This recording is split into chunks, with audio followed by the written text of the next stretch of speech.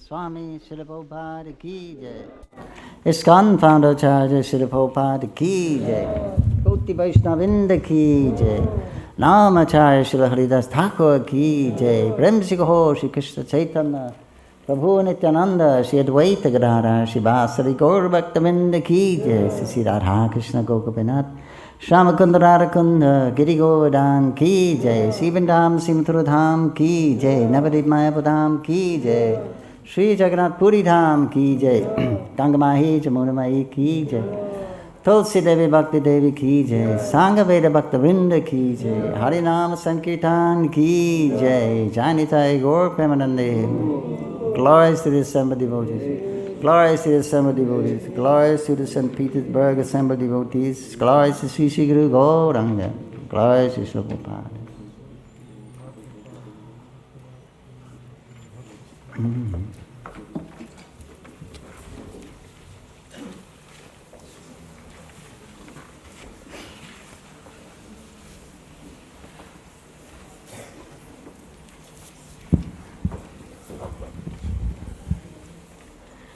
Hare Krishna, thank you for inviting me to your wonderful program here in St. Petersburg.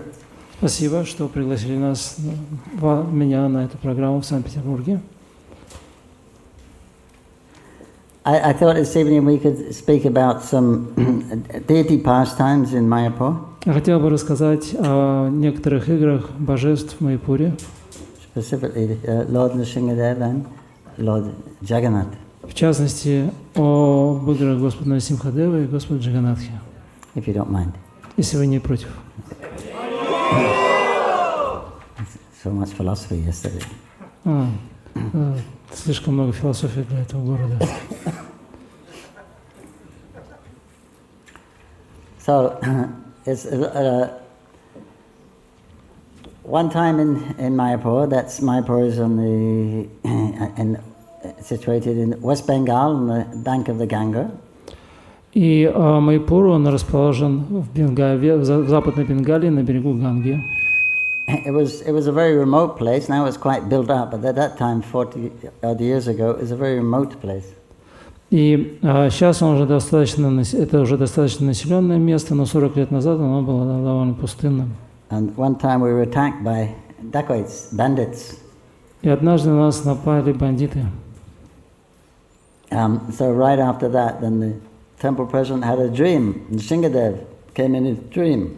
И после этого сразу же президент, он увидел во сне Нрсимхадева. Very angry for him. И он был очень зол. So he thought we should get Nrsingadev to protect us. И он сказал, что нам нужен Нрсимхадев, чтобы нас защищал.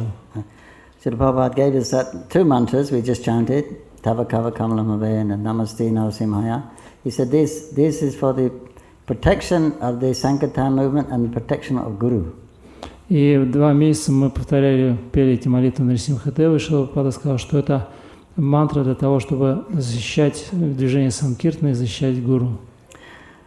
So then one devotee, who's from South India, he made a sketch of the description of the Nrsingadev.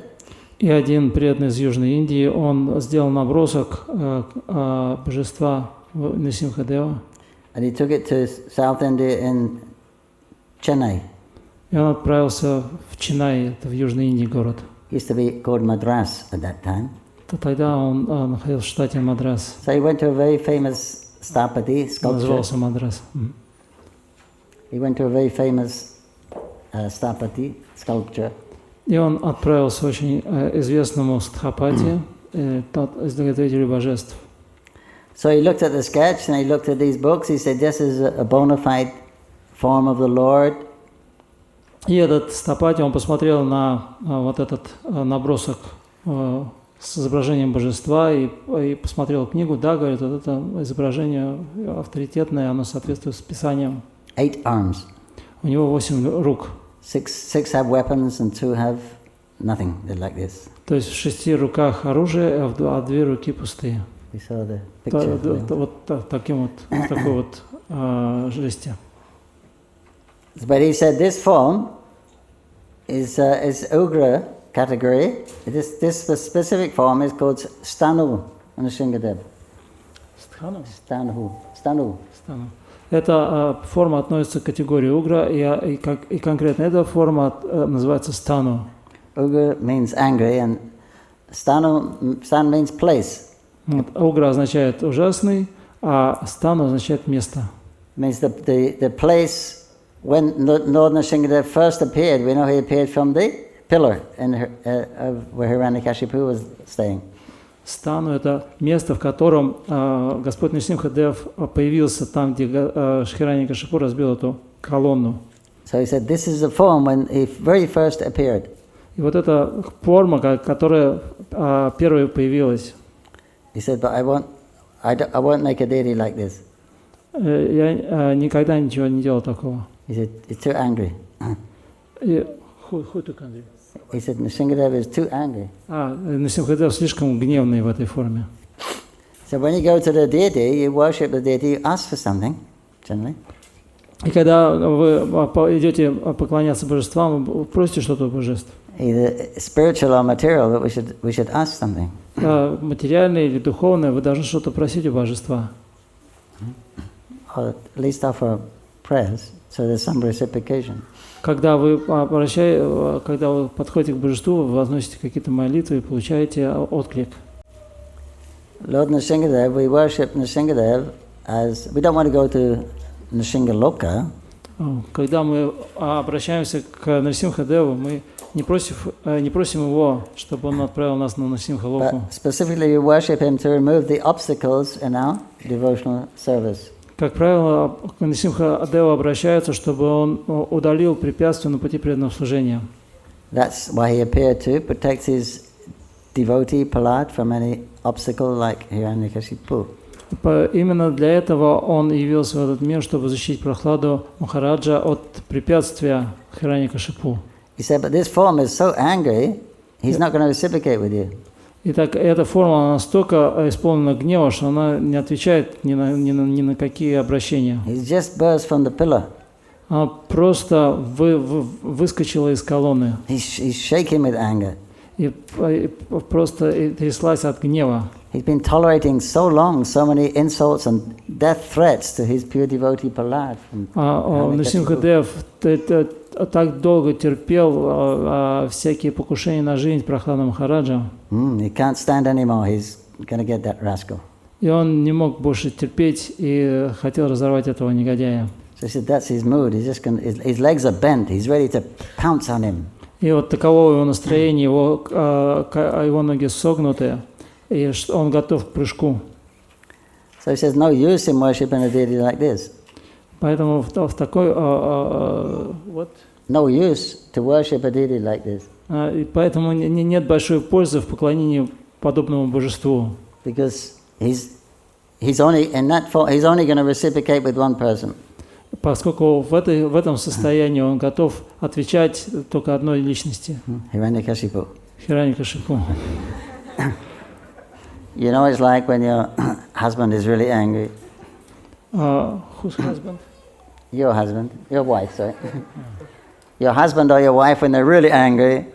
Когда ваш муж или жена в гневе, right, you just stay away, right? Лучше держаться на расстоянии. Wait till they cool down, then you can come later. И когда вот успокоится, то можно уже как-то начать разговор. So he said, this form's like, he said, you wait, we can make the form where Hiranyakashipu's on his lap and he's done the job, he's given operation. Но мы видим эту форму, когда Хираньякашипу на коленях у Нрисимхадева, и тот проводит над ним операцию. But no, this is the one that came in the dream. This is the one we want. The devotee said, this is the one that came in the vision, dream. This is the form we want, not another. Но преданный поет, что вот та форма, о которой я мечтаю, которая мне приходит во сне, это то, которое я хочу видеть. So he said, okay, I'll ask my guru. If he gives me permission, I will do. Ну, в конце концов, это вот меня попросил мой гуру, и поэтому вот у меня такая миссия. Да, The Stapati asked. The Stapati said, I will ask my guru. И Стапати сказал, я спрошу своего гуру. His guru was the Shankacharya of Kanchi. Его гуру был Шанкарачарья из Канчи. So Guru said, who wants a deity like this? He says, for ISKCON in Navadvip. Гуру спросил, кто хочет, чтобы ты сделал это божество? Он говорит, ISKCON из Навадвипы. He said, nobody worships this deity. He said, even on the heavenly planets, they don't worship a deity like this. И Гуру сказал, что такому божеству никто не поклоняется, даже на райских планетах. He said, there was one deity like this. He said, on the way to Bangalore, there was a very opulent temple. Big, they said, big festivals, elephant parade every night. И единственное, там вот был есть большой храм в Гауре, там есть такое божество, там большие слоны там во время праздников обходят. He said they were worshipping very opulently, but now that place has become a ghost town, and everyone's left. И вот там это очень богатый храм. And what? He said it became everyone left. Ghost town means nobody lives there. Everyone's gone. Но там был очень большой храм, но сейчас там уже никто не живет, все оттуда уехали. Means only the ghosts live there. All the people have gone. Но только духи там, привидения водятся. He said, is this what they want for their campus in Navadvip? И что они хотят, чтобы с их местом в Навадвипе то же самое произошло. Don't do it. It will not be auspicious for you. It will not be auspicious for them. Ни в коем случае не делай это божество, это будет неблагоприятно для тебя, и это будет неблагоприятно для них. So then that devotee left, and he went to other sculptures. И преданный он уехал оттуда и обратился к другому изготовителю божеств. He went everywhere. He wasn't satisfied. И он повсюду путешествовал, но все никак не мог добиться результата. So he just got inspired. Let me go and ask the original one again. И в конце концов к нему, то есть он его вдохновил вернуться к первому стхапати, к которому он обратился. And surprisingly, he agreed. И на удивление тот согласился. He said, actually, I had a dream. My guru came in a dream and told me I could go ahead and make that deity. И он говорит, на самом деле мне приснился сон, и во сне Гуру Махарадж сказал, чтобы я сделал это. Which he later confirmed by letter. You can do that deity for Navadvip. И позже этот сон был подтвержден письмом, полученным от Гуру, в котором говорит, что да, сделай для них это божество для Навадвипа. The understanding was that in the dham, all of the deities inside the dham, they take on the same mood as the presiding deity of the dham. И в чем почему это произошло? Он сказал, что божество, которое находится в храме, оно перенимает настроение главенствующего божество этой дхамы. And presiding deity of Mayapur is? И каково главенствующее божество Майпура? Gauranga! You know everything. Вы все знаете. So, and his mood is? И каково его настроение? Oh, Lord, yeah, very merciful.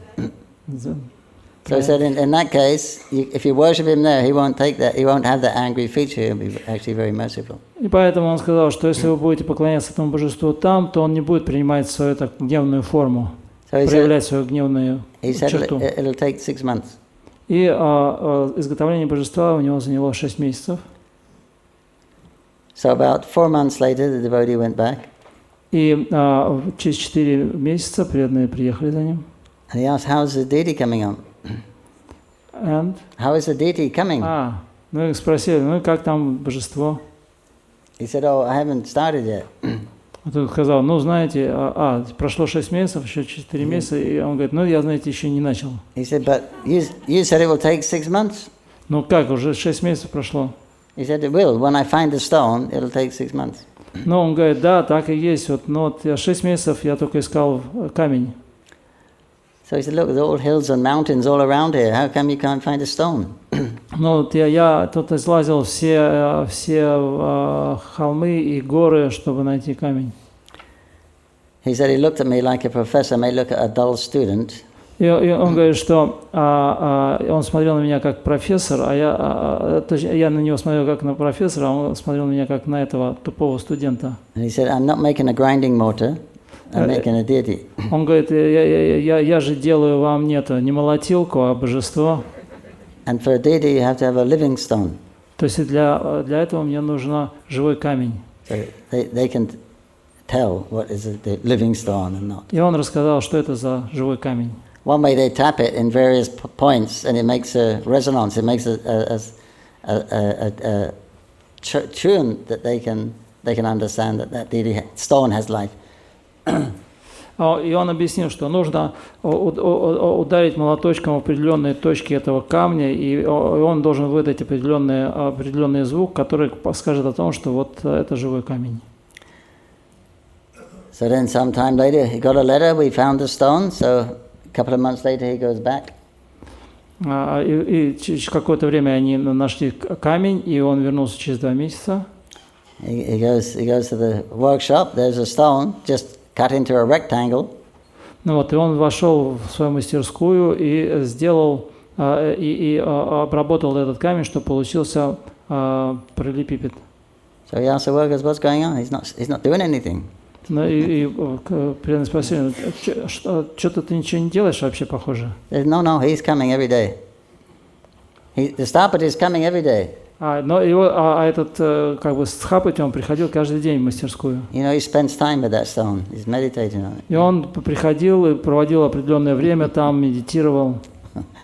Well, they meditate on the form that he wants, and sooner or later, that form will actually appear. He'll see it in the stone. И он медитировал на то божество, которое он хотел изготовить, и в конце концов оно проявилось в этом камне. Он увидел, как оно находится в этом камне. This is a family line. They know these things. Вот, и это вот в семейной традиции, они знают, как это делать. So when the form appears, then with the chalk he outlines it.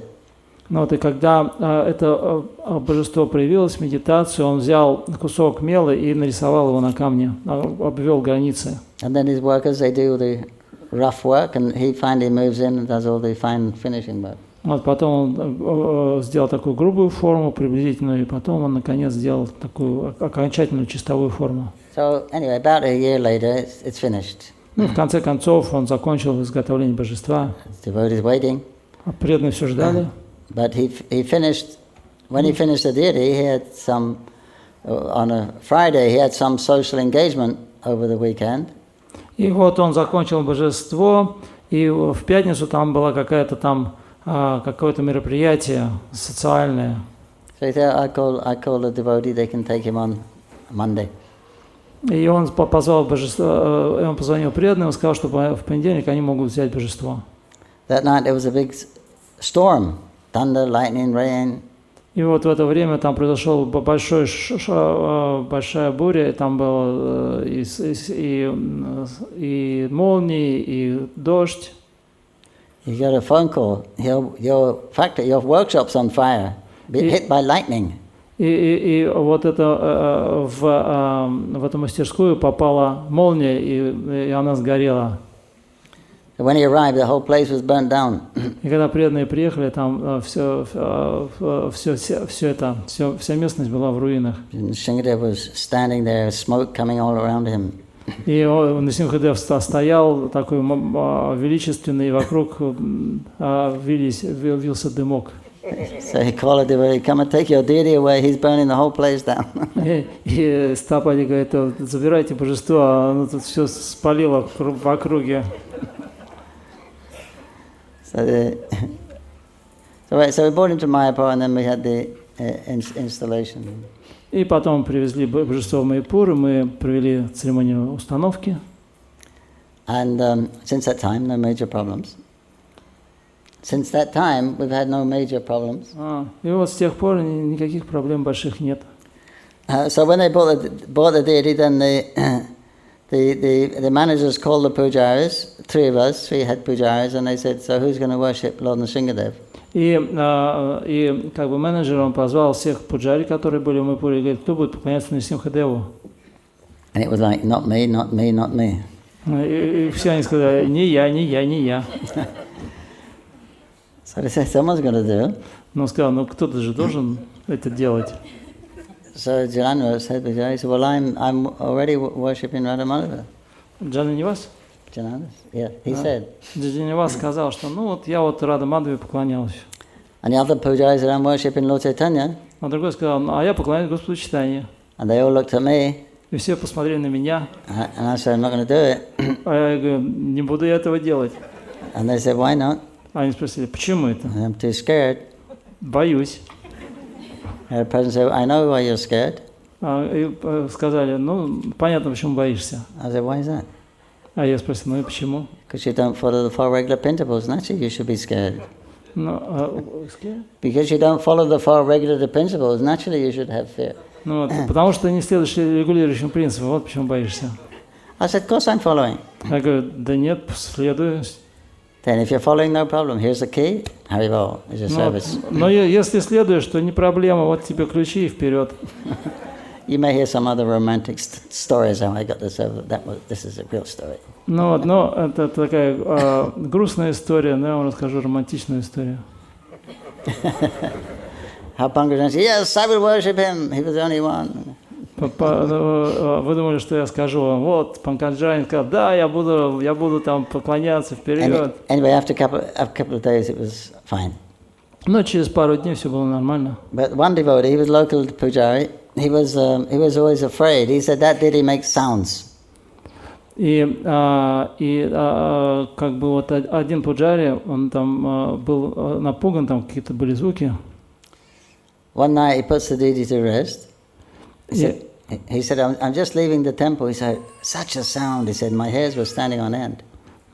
И он уже уложил божества, уже уходил из храма, но какой-то у меня звук такой в голове непонятный. And I saw it. I looked at the temple, the deity, and everything was in order. Ну вот я заглянул в храм, и там все было в порядке. So then he went out, locked up, paid his obeisances, and И когда я там все посмотрел, предложил свои поклоны, at the end of the night, he's woken up. His bed is rocking. И вот уже когда перед утром там что-то такое, у него кровать начала качаться.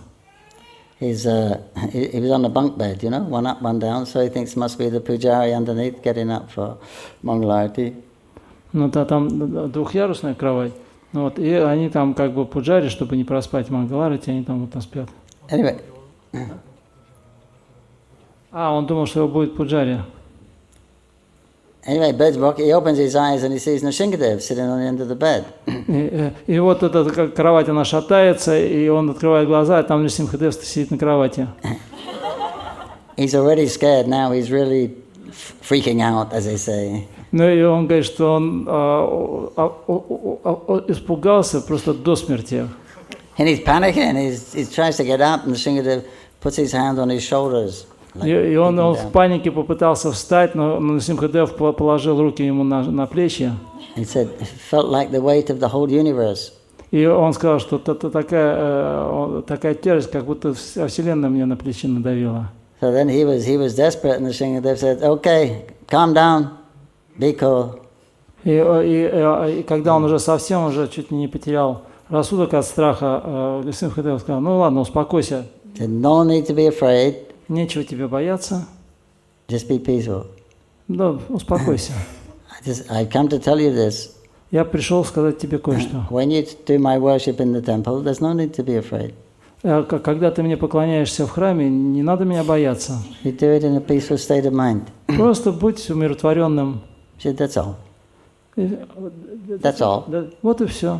Okay, when you wake me up, Mangalarti time, don't turn that spotlight directly at my eyes. И вот когда ты проводишь Мангаларати с утра, то не нужно направлять фонарь мне прямо в глаза.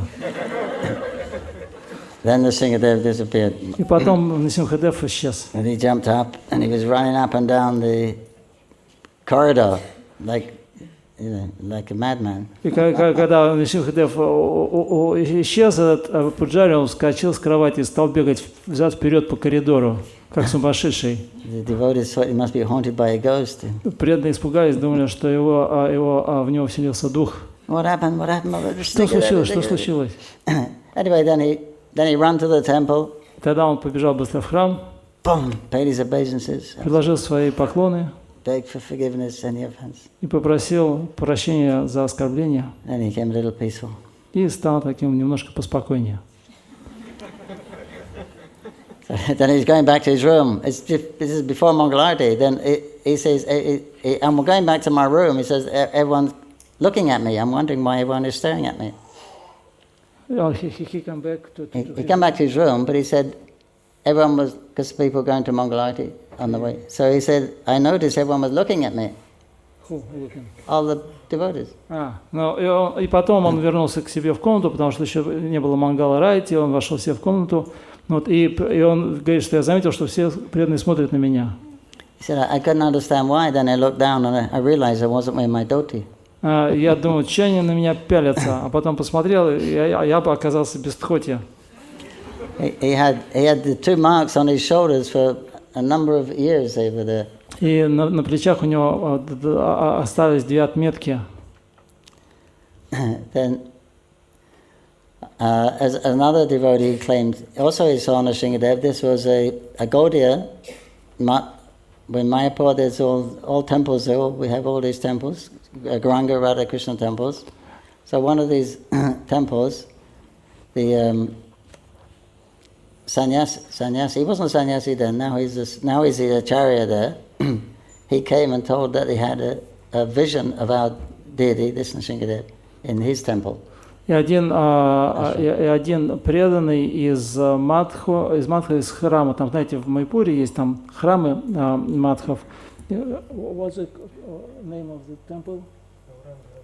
Гауранга Радха Кришна. Гауранга Радха Кришна. It's Gopinath Gaudiya Math. Гопинат Гауdiya Матха. И тогда он был саньяси, сейчас он там ачарья, и он пришел как-то в исконовский храм и сказал, что у него было видение Нрсимхадева. They also have worship Nrsingadev in that temple. In his temple. They have it, yeah. И у них в храме тоже божество Нарсимхадева, и он ему поклонялся. So he told Janava Sabhutari that he said on the Singhatratadasi, I was fasting, staying up all night. И он сказал, что вот на Симха Четурдаши я постился и бодрствовал всю ночь.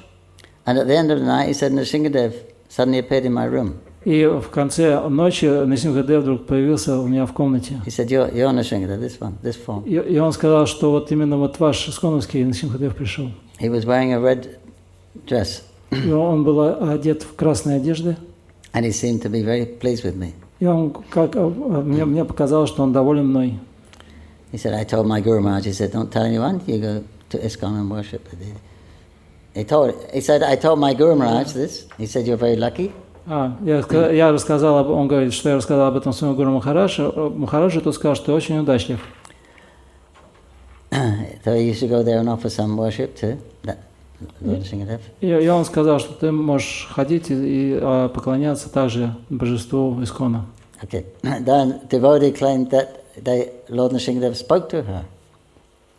Well, another devotee. To her. To her. И одна преданная, она сказала, что Нарсимхадев разговаривал с ней. See, she has a problem with eyes, a reoccurring problem. It comes sometimes, and she gets this problem. It lasts a couple of weeks. Ну, и у нее возникли какие-то проблемы с глазами в течение последних 2 недель. Since she was a child, she's had this. Since she was a child, she had this. Since she was a girl, young girl. И у нее какие-то были проблемы с глазами еще с детства. So it comes on. She's praying to Nrsimhadev, Lord, please help me with this problem. I can't do my service properly. Please. Вот, и она стала молиться на Нарсимхадеву, пожалуйста, помоги мне вот с этой проблемой, я не могу совершать как следует свое служение. She said, then Lord Nrsimhadev spoke to her. И Нарсимхадев обратился к ней. He said, you get my old eyes back, and I'll fix your eyes. И он сказал, что сначала верни мои глаза назад, и я излечу твои глаза. Because we actually changed the eyes. Someone bought some new eyes, and we put them over the old eyes, but apparently he didn't like them. Ну вот, и мы сделали новые глаза и прикрепили их на старые глаза. И очевидно, что Нарсимхадеву это не очень понравилось. So then she was shocked. She thought, I must be hallucinating. И она была в шоке и подумала, что, может быть, глюки у меня пошли. And then again, the same thing, a voice came again. Но потом снова тот такой же голос и сказал то же самое. So she was thinking, how do I know about getting your eyes back? И она подумала, как я вообще, как я назад верну глаза-то. So he said, you go to the pujari and tell him to put my old eyes back. А он сказал, что просто отправляйся к пуджаре и скажи, чтобы он вернул старые глаза назад. So she went to the head pujari, told him. И она отправилась к главному пуджаре и рассказала все. And then we checked her out. She's a very sober girl.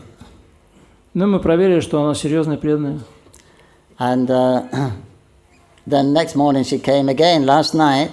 In my that Nrsimhadev woke me up again. That voice woke me up again and told me the same thing. Change his eyes. И на следующий день она сказала, что вот вчера ночью снова приходил Нарсимхадев и снова сказал, чтобы вернули назад его глаза. We believed her.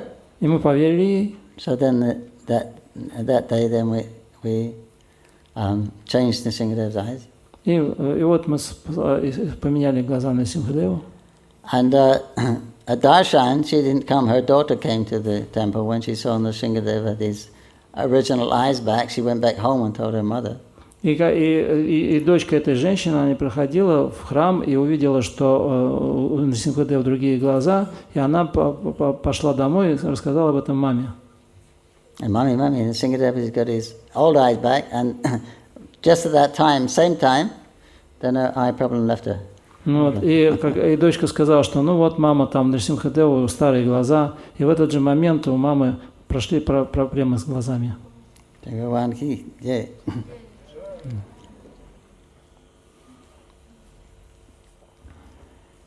And someone else told me in that apartment where she's living, she said, another Mataji told me, I'm also living the same block. She said that night Nrsingadev, no one could sleep in that building. There was so much energy. So what did you say? He was living in the same apartment, same block. As you? No, as the girl who had the voice. With the eyes. Yeah. И там другая Мададжи, которая жила в том же, как сказать, здании, что и женщина, у которой прошли глаза, она говорит, что вот в эту ночь, говорит, я не могла спать, там все было наполнено энергией. I asked her, what does Nrsingadev's voice sound like? А я спросил женщину, и как вот звучит голос Нарсимхадева? She said the same as when he talks to you. Он говорит, это точно так же, как и когда он разговаривает с вами. I said, thanks a lot. Я говорю, спасибо. Actually, one devotee told me, he said, you know, you've been worshipping Nrsingadev for 25 years. You must be talking to him by now. Ну, и один преданный сказал, ну, ты уже поклоняешься Нарсимхадеву 25 лет, должно быть, он с тобой разговаривает. I said, actually, I speak to him every day. Я говорю, на самом деле, я с ним говорю каждый день. Now the truth comes out. Вот, и наконец там правда всплыла, выплыла наружу. I said, but he doesn't answer back. Но он никогда мне не отвечал. Because we speak to him, Idamasanam, Swagatam, Tatpadyam. Я ему говорю, там, вот сиденье, вот, пожалуйста, мантры, поклонения. This is a joke. Но на самом деле это шутка. Anyway, so then another devotee, another Madhuri, she came and said, she had a dream of Nrsingadev. И вот еще одна Мададжи пришла, у нее ей приснился Нарсимхадев. She said it was a long dream. We were walking and talking, and he was just like my father. И она говорит, что это был такой длинный сон. Мы ходили, мы разговаривали, и он был мне как отец. We talked a lot, but I can't remember what we were talking about. Мы очень много говорили, долго говорили, но вот я не могу вспомнить о чем. But I do remember asking how we can serve you, and he said you can offer me some mangoes. Но я помню, единственное, что я спросила у него, чем мы можем тебе служить, он сказал, ну, предложите мне манго. So, and somehow or other we managed to find some mangoes, even it wasn't mango season, but she found some mangoes. Ну вот, и так или иначе, это не был сезон манго, но мы нашли манго и предложили его. Then a few days later she came back. И через несколько дней она снова пришла. This was a year that one of our GBC gurus, Sannyasi, His Holiness Srila Gaura Swami Maharaj, he left his body. И в этот год Гаура Говинда Свами он оставил тело. Apparently he was talking some very esoteric Krishna Kata, and apparently had a heart attack. И вот он проводил такую эзотерическую Кришна-катху, и у него случился приступ сердечный. So after that she came, she said, that dream I told you about Nrsingadev, I didn't tell you everything. Ну вот она сказала, что вот тот сон, который я видел, я вам не все сказала. She said, Nrsingadev also said to me, he said, my pujari is very dear to me, I'm going to bring him back. И он сказал, что вот мой пуджари очень дорог мне, я хочу его взять себе. And she said, no, we want him to stay here. Но я ему сказал, не забирай, вот он нам здесь нужен. She said, no, I think I'll take him back. Nrsingadev said. Нрсимхадев сказал, не, возьму. So she said, no, please don't. Но он сказал, не, ну пожалуйста. So they're going backwards and forwards. И вот так вот они там перерекались друг с другом. She said, and then she said, Nrsingadev said, okay, then I'll take one of the gurus instead. И тогда Нрсимхадев сказал, хорошо, тогда я вместо него возьму одного из ваших гуру. She said, I told my guru, he said, don't mention this to anyone. Who said? She said, I told my guru this story. Мададжи сказал, что я рассказал эту историю своему гуру, и он сказал, ни в коем случае никому об этом не говори. He told me not to tell anyone. He said, but now this has happened. Но потом он сказал, что ну вот смотрите, просто это уже случилось. So Gaura Govinda Maharaj ki. Jai. Back to Godhead ki. Yeah. Okay, then I was telling another devotee about this story. Есть еще одна история. And he said, that's amazing. He said, because my wife also last night she dreamt of Nrsimhadev about mangoes. И один преданный сказал, что удивительно, что моей жене тоже прошлой ночью приснилось Нрсимхадев тоже с манго. She's a great devotee of Bhakta of your Nrsimhadev, this Nrsimhadev. И она великая преданная. Who's devotee? He said she's a great devotee of this Nrsimhadev. И он сказал, что она великая преданная Because Нрсимхадева. they're living in America. So. Но она живет в Америке. But they were visiting Mayapur, so she was outside of the campus, and she saw in one of the shops that they were selling pickles. So she thought, I'll get these mango pickles, I'll buy for Nrsimhadev. Вот, она приехала в Майяпур, но жила не на территории храмового комплекса, и в какой-то лавке она увидела пиклс, сделанный из манго, она подумала, ну куплю-ка я его для Нрсимхадева.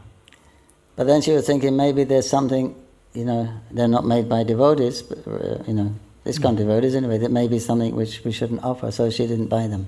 Но потом она подумала, она хотела купить это, но потом подумала, что поскольку это приготовлено не преданными, может там есть какие-то ингредиенты, которые Нрсимхадеву не понравятся, и она решила не покупать. He said, but last night Nrsimhadev came in a dream and spoke to her. И вот прошлой ночью Нрсимхадев пришел к ней во сне и сказал. He said, where are my mango pickles? Спросил, а где мои манго пиклс? So then next day she went and bought them. И на следующий день она пошла и купила такие пиклс. I gave one Mataji some Mahaprasad from the Nrsimhadev. Sometimes we give him false fingernails, like the Matajis wear sometimes. False fingernails. Вот и иногда мы раздаем или распространяем Махапрасад от Господа Нрсимхадева, и там вот матаджи иногда получают вот такие типа ногтей. Ну вот, знаете, удлинение ногтей, вот что-то такое. So she used to make Nrsimhadev a tulsi garland every day, big. It must have taken. Эта матаджи, она каждый день делала для Нрсимхадева гирлянды из туласи, такие большие гирлянды. So I give her this. Take Mahaprasad from Nrsimhadev. Я вот дал вот этот Махапрасад от Нрсимхадева. She made a hole in it and wore it around her neck. И она проделала дырочку в этом, это типа когти, да, и она сделала отверстие и повесила себе вот как такой, как кулон на шею. Russian Mataji, yeah? Матаджи из России. Next day she came. She said, last night Nrsimhadev came in my dream. И на следующий день она пришла, говорит, Нрсимхадев пришел ко мне во сне. He put his hands in my heart. Он положил свои руки мне на сердце. And he pulled out this black yucky stuff. И он вытащил какую-то каку из меня черную. He said, you see this? He said, this is not love, this is lust. И он сказал, что посмотри, вот видишь, что это такое? Это не любовь, это вожделение. And there's more inside. Там еще есть что-то внутри. What shall I do with it? И он говорит, что мне с этим делать? Then she woke up. Then she woke up. И тогда я проснулась. So next day she wanted to pray that he should throw it far away. И на следующий день Мададжи стала молиться, пожалуйста, выбрось это подальше. One devotee joined Bhakta program. Один преданный, он проходил Bhakta программу. Then he graduated in one department. Then his father came. И он закончил ее, и потом приехал его отец. He said, your mother's really missing you. И он говорит, твоя мать скучает по тебе очень сильно.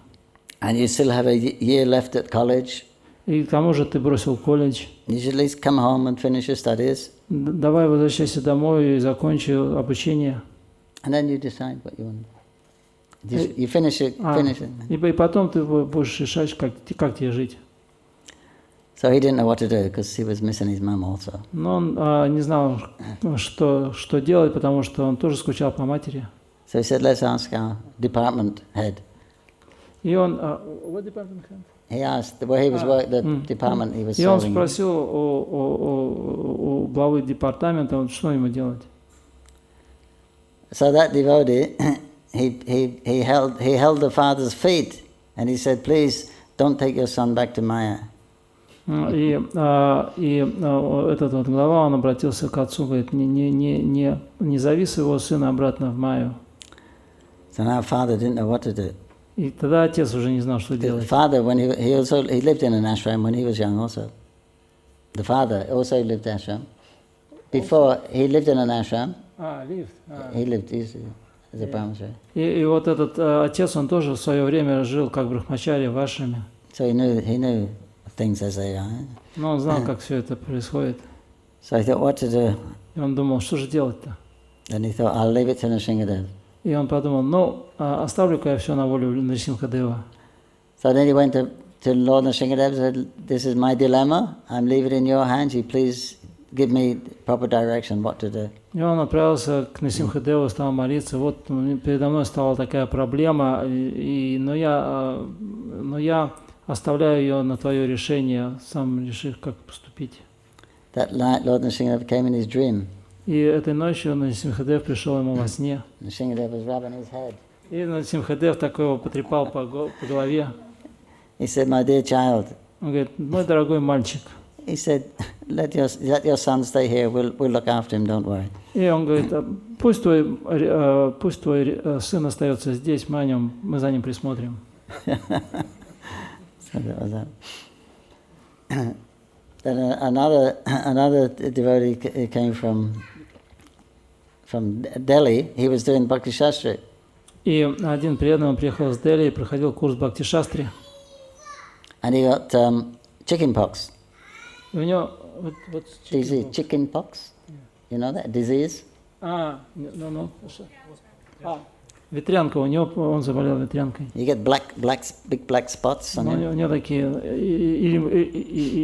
то ли ветрянка, то ли оспа, ну что-то такое. Children get it a lot. Часто дети болеют. It's quite common. But when you get it when you're older, it's quite nasty. Но когда этой болезнью заболевает взрослый человек, то это очень неприятно. I mean, itches, and you're not allowed to take bath.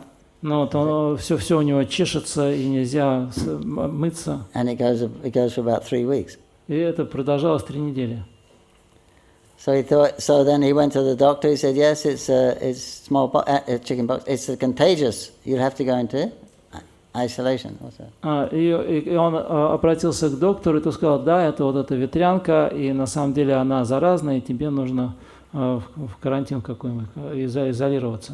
Oh no, then I can't attend Bhakti Shastri. И он подумал, о Боже, я не смогу посещать семинар по Бхакти Шастрам. So he went to the Ayurvedic doctor to get a second opinion. He said same thing. He went to the homeo doctor. He said same thing. И он отправился к аюрведическому доктору, тот подтвердил диагноз, он еще к какому-то доктору пошел, тот сказал то же самое. He went to the temple. И он отправился в храм, prayed to Nrsimhadev. Прямо к Нрсимхадеву. Last resort. Последнее прибежище. Lord, I'm suffering so much here, Lord. О, я так страдаю. I came here after a long time. I've been trying 3 years to come. My parents finally agreed to let me come. Ну вот, я так долго собирался приехать на эти курсы, я 3 года собирался, и в конце концов родители меня отпустили. I've almost finished Bhakti Shastri. Я так надеялся закончить Бхакти Шастры. Gaur Purnima is coming. А и Гаура Пурнима приближается. All the Swami, all the big devotees are coming. Все замечательные с вами, замечательные преданные приедут. I'm going to miss everything. А я все пропущу. Please help me. Пожалуйста, помоги. Then the chowkidar saw him. Said, hey, you don't be in the temple like that. He gave him some prasad. You should go. Don't come in the temple. И тут пришел охранник и говорит, ну, слушай, говорит, тебе здесь не место. Давай, вот, бери Махапрасад и иди отсюда. So he's feeling really miserable. И он почувствовал себя совершенно ужасно. So he went to bed. И он отправился спать. He woke up really early in the morning. И проснулся рано утром. And he felt quite good. И почувствовал, что болезнь ушла. So he took a shower. You're not supposed to take bath. Anyway, he took a shower. И он пошел сделать омовение, несмотря ни на что. And all the black spots washed off. И все вот эти, как их отметины, оспины, они все смылись. And he was fine. И он был полностью здоров. Singhavanki. Another boy, he went down to Bombay. А другой молодой человек, он отправился в Бомбей. Yeah, young boy. He had an idea to become a Bollywood movie star. Но он такой совсем мальчишка и решил стать звездой Болливуда. Like many others, but Как многие другие. he didn't quite make it. And quite? He didn't quite make it. Но у него там ничего не получилось. So he ended up washing cups in a tea shop. Ну и что, и в конце концов он закончил тем, что стал мойщиком посуды в какой-то отчаянной. For about 11 hours a day. So. 11 часов в день он работал. And but that tea shop was right outside our temple in Juhu. Но вот эта чайная, она находилась прямо рядом с храмом Искон в Джуху. Finally, he got a chance. He got some free time until he went into the temple. И вот наконец у него там выдался свободный часок, и он попал в храм.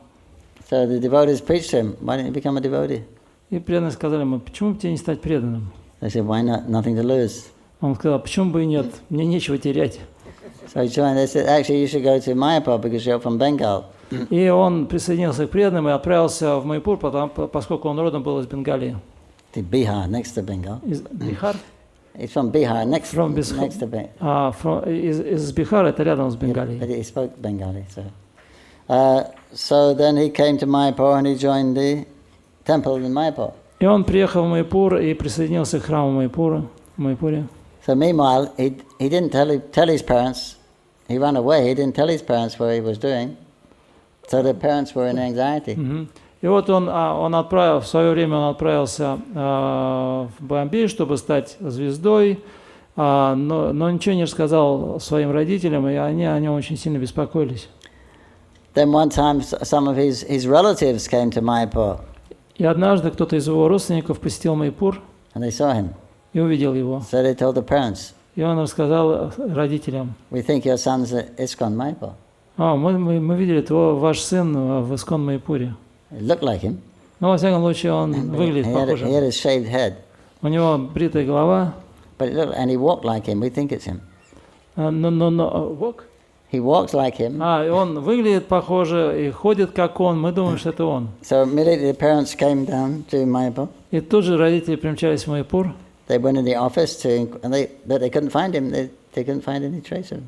Но вот они не смогли найти его, пришли в офис, и вот мы хотим его найти. So they stayed whole day looking for him, but they couldn't find him. Но вот мы, говорит, целый день его ищем, не можем найти. Then at Sunday Arati. И вот воскресная арати. The Shingadev's Arati is going on. Поклонение арати Нрисимхадева. Yeah. Нрисимхадева идет своим чередом. And she's praying to Nrsimhadev. И они молятся. Mother is praying to Nrsimhadev. И вот мама молится Нрисимхадеву. I said, last time I was here, I was also chanting Hare Krishna. Вот когда я последний раз была здесь, я тоже повторял Харе Кришна. But now, as you know, my only son has left. Но теперь ты знаешь, мой единственный сын, он покинул меня. And I can't find any more happiness in life. И у меня нет никакого счастья больше в жизни. Dear Lord, if you please reunite me with my son, I'll also raise my hands and chant Hari Bol, Hari Bol. Ну вот, и говорит, если, дорогой Нрисимхадев, если ты вернешь мне моего ребенка, я подниму руки и буду петь Хари Бол, Хари Бол. When she finished the prayer, her son walked between her and Nrsimhadev and stopped. И когда она закончила молитву, ее сын прошел между ней и Нрисимхадевом, прямо остановился перед ней. So then they became, they both got initiated and started Namhat Center. И вот она начала центр Намахаты.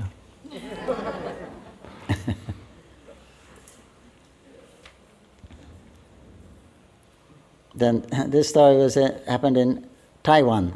Вот эта история произошла в Тайване. There was mother, daughter, and the husband. He was dying with cancer. Там была семья, отец, мать и дочь, и отец умирал от рака. He's in hospice. This is his last days.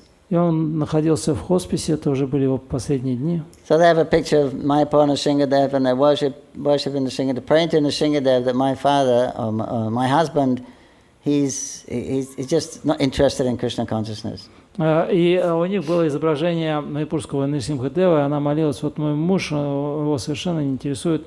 What doesn't interest spiritual life? She said, my husband is not interested in Krishna consciousness. Да, и он говорит, что вот мой муж, он совершенно не интересует сознание Кришны его. He doesn't want to know about it. Он ничего не хочет знать об этом. And now he's leaving his body. И сейчас он оставляет тело. Please show him some mercy. И, пожалуйста, пролей на него свою милость. We don't know what his next destination will be. What next? We don't know what his destination will be. Мы не знаем, куда он отправится. So they're playing Prabhupada's tape, Hare Krishna, and they're giving him Janamrita. И они там поставили запись со Шрилой Прабхупады, где он поет. And he's going in and out of coma. И он стал выходить из комы.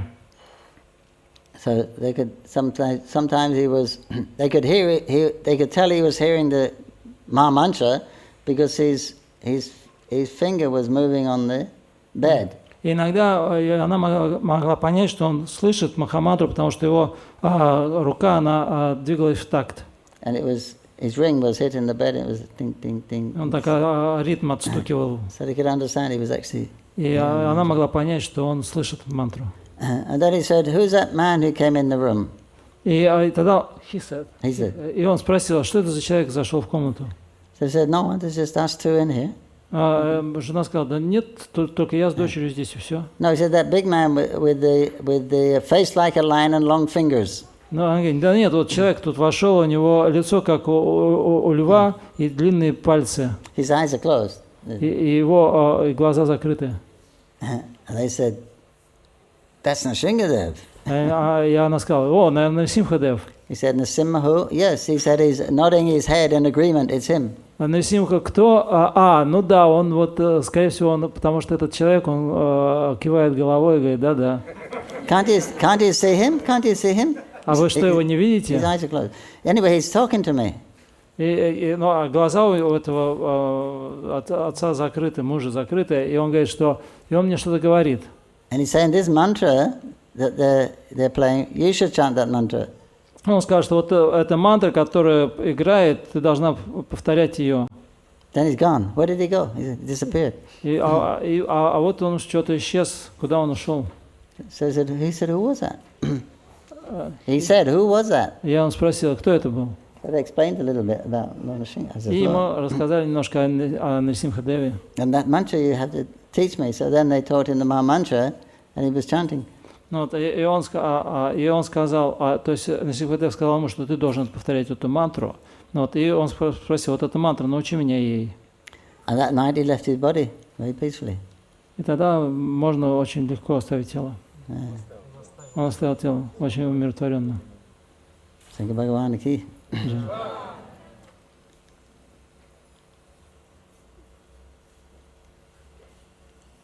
And many other stories also. И на самом деле множество таких историй есть. Anyway, we also have this temple of Jagannath in Mayapur. В Майпуре также есть храм Джаганнатхи. The deities are 500 years old. И божество, которое находится там, 500 лет.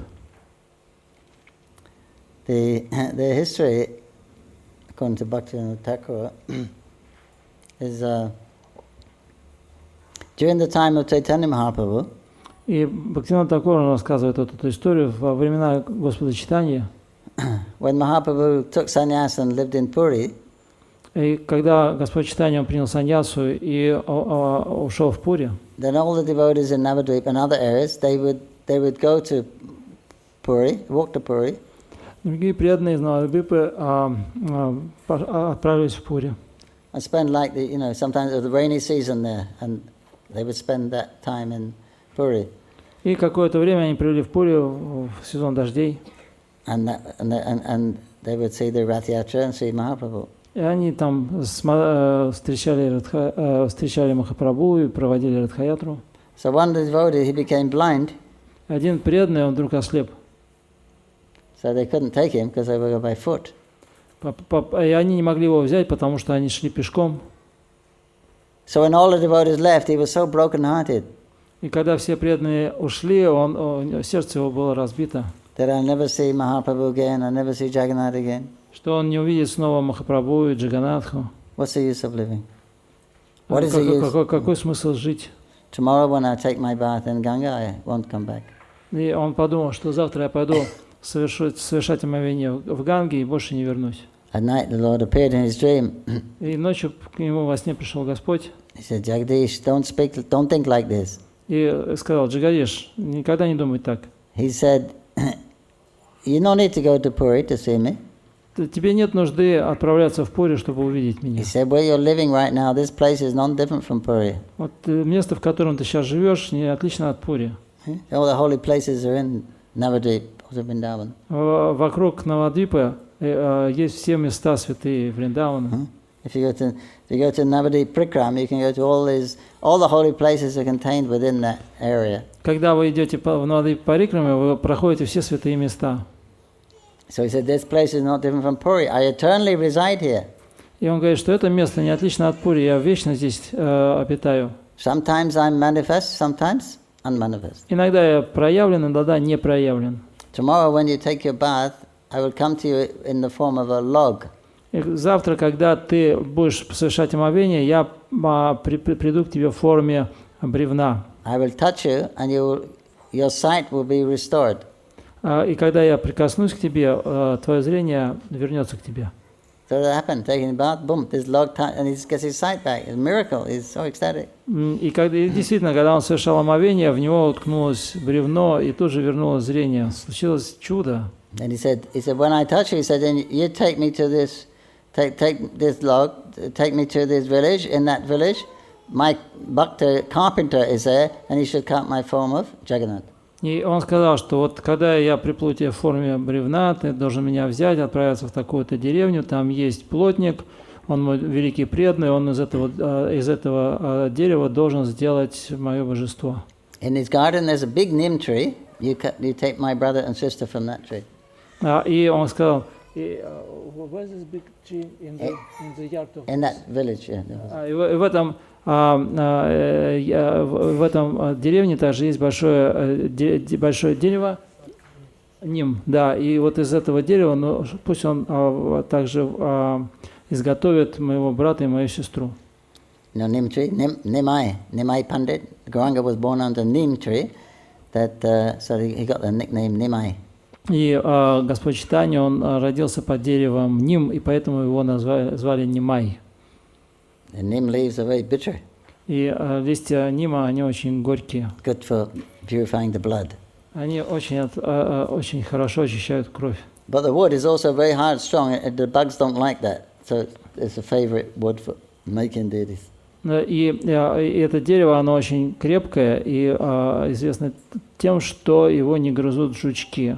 Поэтому из этого дерева часто изготавливают божеств. Yeah, so he called the local people, they took the log, they found the carpenter, he had leprosy, so his hands are all contaminated. И вот этот преданный, он взял это бревно и отнес в эту деревню, а нашел этого плотника, но оказалось, что он болен проказой, и у него руки уже такие разрушенные. He said, how can I carve a divine form of the Lord? Look at my hands all. Но и этот плотник сказал, ну как вот смотри, как я смогу вырезать божество, если у меня уже руки, как сказать, ну по пальце. But they said Jagannath has asked specifically for you to do it. He wants you to do it. No problem. И преданный сказал, что Джаганнат конкретно указал на тебя, что ты должен это делать, значит, ты это можешь сделать. He refused to do it. I can't. He said no, I can't. Но плотник сказал, не могу. So they bought other carpenters. И они привели другого плотника. But no one could cut that wood. Но он не смог ничего сделать с этим деревом. So they said, you see, Jagannath wants you to do it. И тогда преданный, который вернул зрение, сказал, ты видишь, Господь сказал, чтобы ты это сделал. So with great difficulty he began carving the deity. И вот этот плотник, он с большим трудом начал изготавливать это божество. But another miracle happened. While he was carving the deity, as the deity was manifesting, so his leprosy was disappearing. И другое чудо произошло по мере того, как он вытачивал божество, его проказа уходила. And by the time he'd finished, his leprosy had gone. И когда он закончил изготовление божеств, он полностью отличился от проказы. Then, we're not sure when, but after Jagadish went back to Godhead, Но на этом история не заканчивается. После того, как Джагадиш, он вернулся домой к Богу, then Jagannath came into the dream of the head of the family and said, you know, when Jagadish was here, it's very nice, he had a lot of devotion, but it's not the same now. И божество пришло во сне главе семьи и сказал, что ну вот Джагадиш ушел, и теперь, конечно, все не так. So the family is becoming materialistic and engaging in improper activities. А глава семьи, он стал очень материалистичным и занимался всякой нехорошей деятельностью. I'm going to close my pastime again. И тогда божество сказало, что здесь уже все не так, и я собираюсь свернуть свои игры здесь. There's an epidemic of typhoid will come, so everyone should leave this village. You tell villagers everyone should leave. Тиф. То, что вот тут начнется скоро эпидемия тифа, поэтому уходите отсюда и скажи всем сельчанам, чтобы они тоже уходили. Typhoid came, so my God, all the village left.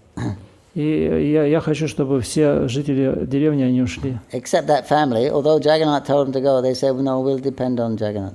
И все ушли, кроме вот этой семьи, они сказали, что ну, мы положимся на милость Джаганнатхи.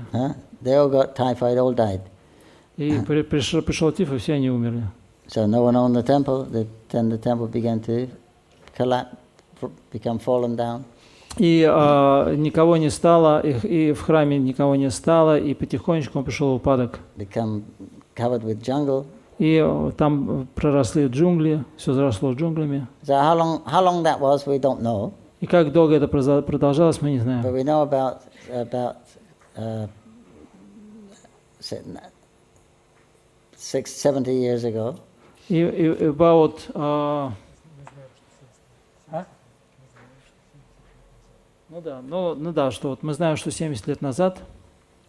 About 70 years ago, people could hear a voice coming from in the jungle. Please feed us.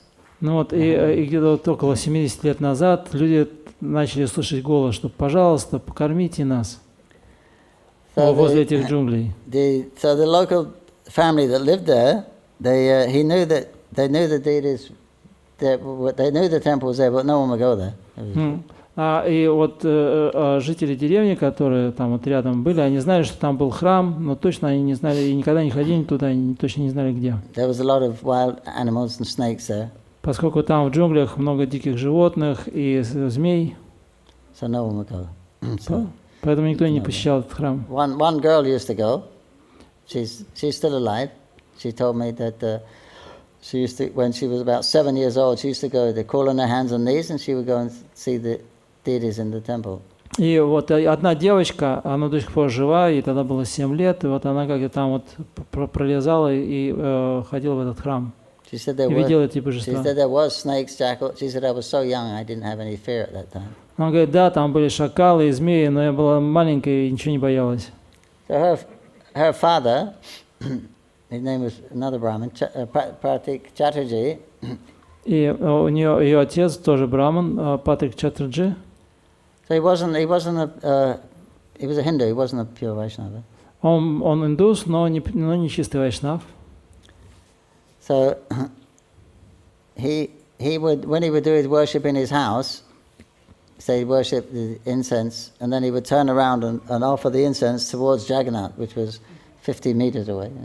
И он, когда поклонялся своим божествам, предлагал благовоние, он поворачивался в сторону храма, где стояли божества Джаганнатхи, тоже там предлагал им. Они были там метров 50 от него. So that was it. But there was one other mystic who used to live there. А также там в этой деревне жил один мистик. Kali Bhakta. Кали Бхакта. He also worshipped Jagannath, but he got some shakti from worshipping Kali.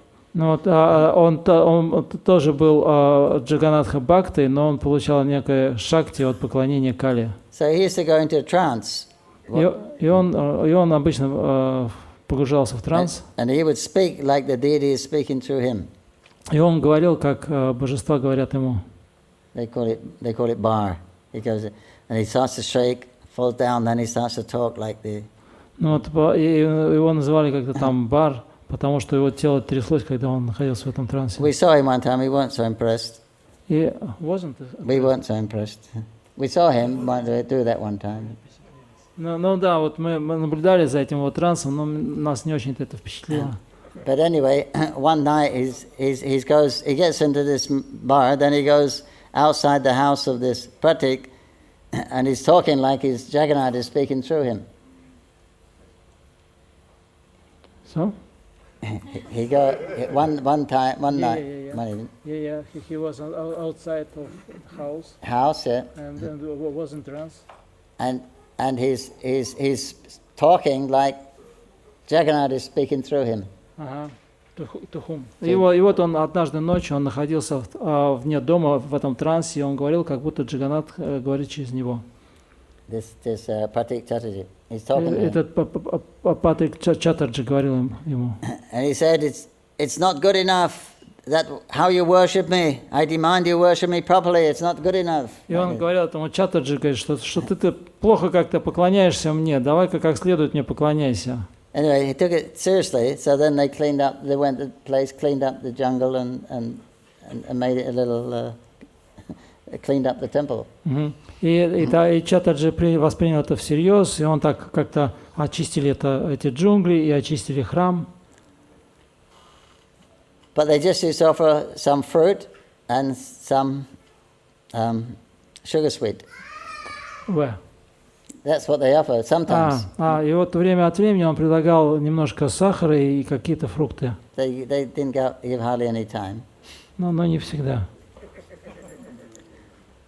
So one time some bhaktas came from Jagannath Puri to see the birthplace of Mahaprabhu. И однажды один преданный приехал из Джаганнатха Пури, чтобы посетить место читания Махапрабху. So then they asked the devotees, is there any Jagannath temple here? Because we know Jagannath's our Istadeva. И он спросил, нет ли здесь где-то поблизости храма Джаганнатхи, потому что он был Джаганнатха Бхактой. So they directed him to this place. The place is called Rajabhat. И его вот отправили в это место Раджабхав. And so then they went and saw Jagannath, worship Jagannath there. И когда он увидел Джаганнатха, он стал ему поклоняться. Jagannath spoke to them. И Джаганнатх обратился к нему. He said, here, he says, not like Puri. He said, very poor here. Он говорит, что здесь не как в Пури, тут все как-то очень бедно. They don't feed us. И не кормят нас. They give a little fruit occasionally. И время от времени просто нам дают какое-то там яблоко. You're our bhaktas. А ты наш бхакта. If you can make a nice feast for us, ты должен сделать нам хороший пир. We'll be very pleased. И мы будем очень довольны. This Snan Yatra is coming. Снан Ятра? И вот приближается Снан Ятра. Snan Yatra before Rath Yatra? Это праздник, который проходит перед Радха-ятрой. He said if you can make a chapan bhog, he said the chapan bhog means 56 items, chapana. 56 items, we'll be very, very pleased with you. И они сказали, что вот если там приготовишь чампамбо, это 56 блюд, то мы будем очень довольны тобой.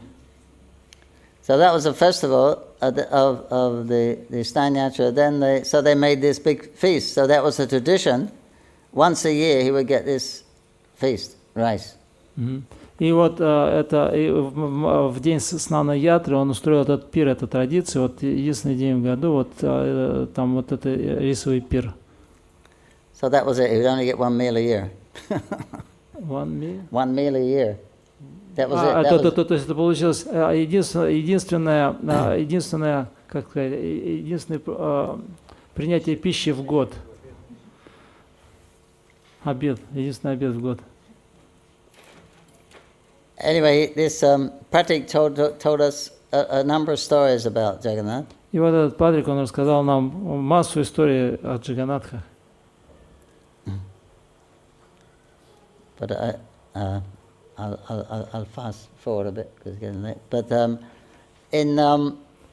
so when he got old, this Jagadish, he didn't have any sons. He had 7 daughters. Ну, и вот когда Джагадиш, он состарился, у него не было сыновей, у него было 7 дочерей. So as the daughters got married, they went to their husband's house, so he was alone, he couldn't do the puja. Ну вот, и что дочери? Дочери, они выходят замуж, уходят в дом мужа, и в старости он остался один, и он не мог уже делать пуджу. Then in 1978, then all the devotees from ISKCON, Prikram, they went there on the Prikram route.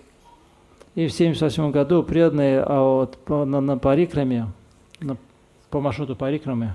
So he was so impressed with all these devotees from all around the world, fired up. Этот Джагадиш, он настолько впечатлили эти преданные, которые собрались со всего мира. So he asked if we would like to take over the savor of Jagannath. И он спросил, не могли бы вы позаботиться о божествах Джаганнатхи? Which ISKCON happily accepted. И ISKCON с радостью согласился. So he gave us the temple and some land. Да, они нам отдали храм и какую-то часть земли вокруг. But it's really, the temple was in really bad shape. На самом деле храм находился в ужасном состоянии. Even the deities were in really bad shape. Даже божества выглядели так. They couldn't stand up by themselves. They were leaning on the wall. Они даже не могли стоять, они опирались о стенку. So when we started the worship, there was no facility, there was no kitchen there. И когда мы начали поклонение, там не было никаких условий, там не было кухни. So then we would cook extra for Radha Madhava, and then the pujari would put it in a tiffin and take it on his bicycle. Then he would offer that with Rajbhog. Once a day we'd offer that big.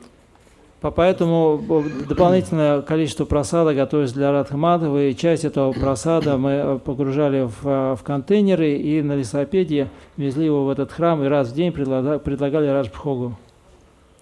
It's about 5-8 kilometers from our temple. И от Исконовского храма это 5-8 километров. So we were doing that. Then His Holiness Jayapataka Maharaj came. He said, "Look," he said, "the temple is not legally.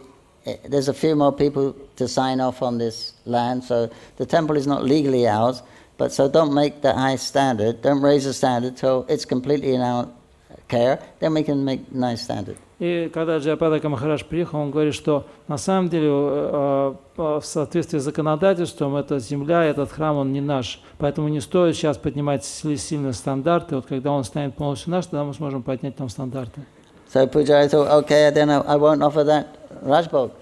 Ну и Пуджари сказал, ну хорошо, тогда я буду просто предлагать им Раджбхогу. The next day he didn't bring. Next day he didn't bring. We will not? He did not bring it. Что мы не будем предлагать тогда им Раджбхогу, и на следующий день как бы Бхогу не привезли. That night in his dream, he goes to the temple and he says the deities are gone. И на следующей ночи он видит сон, что он приходит в храм, а божеств там и нет. So he's shocked. The deities are gone. He comes out. The deities have gone. И он был в шоке. Божества исчезли, божества исчезли. And then he saw walking across the fields. The deities are walking away. И тут он увидел, что божества идут через поля. So he calls out, Jagannath, Baladev, Maharani, come back, don't go. И он кричит, эй, Джаганнат, Баладев, Махарани, возвращайтесь. Jagannath turns and said, no, we're not staying here, you don't feed us. Они говорят, что нам там делать, нас не кормят. We're going to Mayapur Chandradaya Mandir, nice prasadam. Мы пойдем в Майяпур Чандрадая Мандир, там хорошо кормят. Of course, when Jayapataka Maharaj heard that, I didn't know you was already, no, you don't stop, continue. Ну, и мы Джайапатака Махарадж, не ожидал я такого, ну, тогда давайте все восстановим. So, another miracle, the devotee, he bought the bhoga, he made the plate, then he realized he didn't bring tulsi leaf. И однажды преданные, они, у них была бхога, у них был подносик, но они вдруг поняли, что у них нет листьев тулси. So he thought, what to do? There'd be tulsi growing around here, there, but if I leave, the temple was so broken down that he said some children may come in or a dog may come in. И он подумал, ну, в принципе, я могу сходить там, сходить куда-то там, рядом должно быть где-то Туласи, но проблема в том, что храм он такой, в таком состоянии находится, что если я уйду, там могут дети прийти или какая-то собака может забежать. So he prayed to Jagannath, Prabhu, I know you say that you don't accept any offering without tulsi, but please, you understand the circumstance, please accept it anyway. Ну вот, и он стал молиться Джаганнатху, он говорит, дорогой Господь, я знаю, что ты ничего не принимаешь без туласи, но вот вводи в положение, такая ситуация, прими, пожалуйста.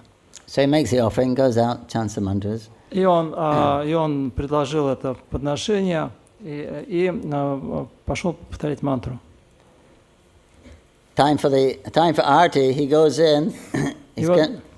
Пришло время арати, он зашел. Taking off the Mahaprasad plate.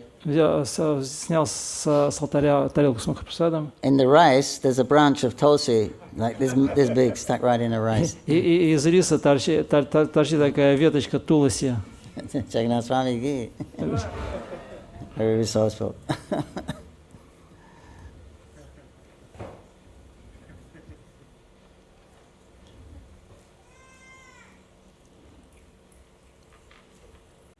What time we finish?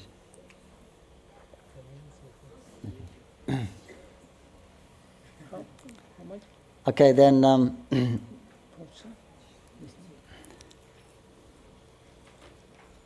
one pujari there was very favorite of Lord Jagannath. One time he did the morning, the afternoon offering, put Jagannath to bed. What offering? At 1 o'clock we close the temple. Yeah. So the deity takes rest from 1 till 4. Ну вот, и один пуджари, вот он, там закрывается храм с часа там до 4, и он вот там вот все сделал. He had a fever, pujari. И у пуджари вдруг началась температура, поднялась температура. So he told the guard, I'm going to take rest. I'm not going to wake the deities at 4 o'clock. I'm too sick. И он сказал какому-то человеку, что вот знаешь, я тут приболел, и я пойду отдыхать, и я не смогу разбудить божество в 4 часа. That time no one was going to hardly visiting. At that time hardly anyone was going to the temple. At that time hardly anyone was visiting. So he said, I'm not going to open the temple. Yeah. И вот до 4 часов там никто, естественно, не посещает храм. So then he takes rest. Then Jagannath comes in his dream. И вот он лег отдыхать, спать, заснул, и Джаганнат пришел к нему во сне. Jagannath told him, Uti, wake up. И Джаганнат говорит, давай, вставай, Ути. You come and do our service. Ты должен нам служить. Huh? You're not too sick to eat. Ты для того, чтобы есть, ты не слишком больной. You're not too sick to do your bhajan, because he loved kirtan. You're not too sick to do bhajan, but you're too sick to do our service. Come on, get up. И ты не слишком больной, чтобы совершать баджан, а вот служить нам слишком больной. Давай, вставай и служи. So, oh my God! But he said I was really wiped out. So they went back to sleep. Но он подумал, о Господи, ты Боже мой, я слишком болен, и снова лег спать. Then a few minutes later, wake up. И вдруг кто-то стучит в дверь, давай вставай. It's the guard banging on the door. Это охранник стучит в дверь. He said, I told you don't wake me, I'm sick. Он говорит, я же тебе говорил, что я болен, не буди меня. He said, come on, you gotta wake the deity. Давай, вставай, иди, буди божества. So, oh, this is too much. Jagannath comes, now the guard comes. I have to get up. Ну, вот и он думал, это уже слишком. Джаганнат во сне пришел, этот еще охранник стучит, надо идти. So he wakened the deity. Jagannath talks to him. И он разбудил божества, и Джаганнат обратился к нему. Yeah, we like you doing our service. Я сказал, что нам так нравится, как ты нам служишь. The other pujari is spaced out. А другой пуджари, он просто в спейс-ауте. I mean, he's absent-minded. У него вообще ум непонятно где гуляет. Sometimes when he's dressing us, he's not careful, he sticks the pins in us. Но иногда, когда он одевает нас, он в нас втыкает булавки. You lift up my chari, you'll see. Вот, подними чадр, и ты увидишь. So then he pulled the chadar from Jagannath's arm, and on Jagannath's arm there was a spot of blood. И Пуджари, он поднял чадр на руке, и там на руке увидел кровь. Another time he was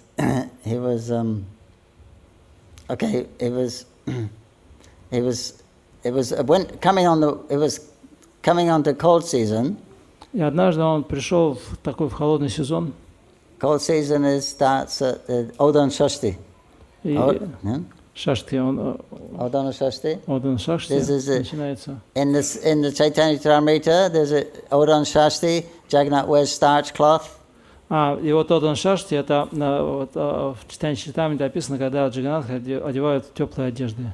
Pundarik Prabhu, Mahaprabhu's Parashad, was criticizing the pujaris for offering starch cloth. Jagannath appeared in his dream and slapped him.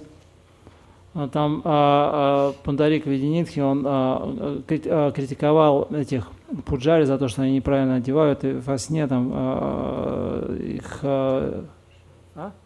Джаганнат пришел и надавал им пощечин. When he woke up, all his cheeks were bruised and swollen. И когда он проснулся, то у него все щеки были красные и раздутые. That story. So that's the start of the winter season. Then Jagannath gets his warm cloth, blanket. И вот как раз вот в этот день начинается холодный сезон холодов, и с этого дня Джаганнат одевает теплую одежду, дает им чадры, и что там еще такое. That time you stop using the peacock fan. И с этого дня перестают их омахивать веером из павлиньих перьев. Yeah. So anyway, it was cold, but it wasn't that time. It was before the time, but it was a little cold. Ну вот, и вот уже этот день еще не наступил, а холодно уже стало.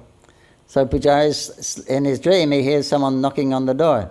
И Пуджари видит во сне, что кто-то стучится в дверь. So he opens the door of the ashram. He doesn't see anyone. И он открывает дверь. He couldn't see anyone. Но никого там не видит. But then he looked down and he saw the Jagannath, small deities. They were laying on their back, shivering. И потом он посмотрел вниз, увидел, что там маленькие божества Джаганнатхи, они лежат на спине, на полу, и так их трясет от холода. And they told him, "You are sleeping very nicely under your blanket. You don't think we feel cold?" Они говорят, ну ты смотри, разлегся, дрыхнешь под теплым одеялом, а вот мы мерзнем. So we had to start early that year. И тогда он стал раньше. То есть этот сезон, то есть вот этот сезон они начали раньше. Another dream he had. Другой сон ему приснился. The small deities. Небольшие, маленькие божества. He said, the small deity said to him, when you put us to bed. И они сказали ему, вот когда ты нас укладываешь спать, be careful. Будь осторожен. You pick us up like this. You got your finger in my eye. И ты поднимаешь нас и давишь своими пальцами нам на глаза. It's not very nice. И это не очень-то приятно. Don't put your finger in my eye. Just be careful with it. Не клади пальцы мне на глаза. Будь осторожен, внимательен. И он, когда он проснулся, он был в шоке. Sometime later, he's actually putting the deities to bed. И через какое-то время он действительно клал божества в кровать. He's doing the same thing, made the same mistake. И сделал ту же самую ошибку. He said, Jagannath put his hand, said, I told you, don't touch me with this finger. И Джаганнат погрозил ему пальцем. Я же тебе говорил, не суй себе свои пальцы мне в глаза. Jagannath said, wait a minute. How can Jagannath say, don't touch me with this finger? He doesn't have any hands. Но кто-то скажет, ну вот как это так? Вот Джаганнатх не могут грозить пальцем, у них же нет кистей рук. He said, he does. I have seen. Пуджари сказал, да именно так они и делали, я же видел. Another time he was putting the necklaces on the deity, 1, 2, 3, 4 necklaces, and the last one fell down. И однажды он надевал на божество бусы, и раз, два, три, а четвертое оно упало. So he picked it up again, he fixed it. Он поднял и, значит, его закрепил. Again it fell down. Оно опять упало. Surprise, he fixed it very nicely. Думает, что такое? Он опять взял и закрепил очень хорошо. Again it fell down. Оно опять упало. picked it up again. Lord Jagannath spoke to him. И он снова поднял, и Джаганнат ему стал говорить. He said, I don't want any more. Don't you understand? 3 is enough. Не нужно мне больше, мне не нужно больше бус. 3 мне достаточно. Ты что, не понял?